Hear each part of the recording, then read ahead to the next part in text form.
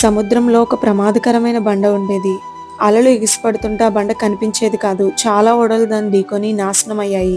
చాలామంది నావికులు ఆ అపాయం వల్ల తెలియకుండా ప్రాణాలు కోల్పోయేవారు.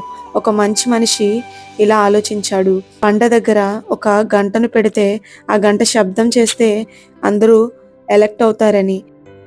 ఆ గంట శబ్దం చేసేది, ఇక్కడ అపాయం ఉందని నావికులు తప్పించుకునేవారు. కానీ అదే వ్యక్తి ఒకసారి ఇలా ఆలోచించాడు. దీనివల్ల నాకేం ప్రయోజనం అని చెప్పి ఆలోచించి ఆ గంటను అమ్మితే నాకే డబ్బొస్తుంది కదా అని ఆలోచించాడు. అదే వ్యక్తి అదే సముద్రంలో ఒక్కరోజు ప్రయాణం చేయవలసొచ్చింది. ఆ గంట లేకపోవడం వల్ల ఆ బండ దగ్గరికి వాళ్ళు వెళ్ళినప్పుడు వారు అక్కడ మరణించారు. వారు త్రవ్విన గొయ్యిలో వారే పడ్డారు. గొయ్యి తవ్వువాడు దానిలో పడును, కంచె కట్టువానిని పాము కరుచును అని దేవుని వాక్యం సెలవిస్తుంది. ఇతరులకు మనం కీడు చేయాలని చూసినా అది మనకే కీడుగా మారుతుంది.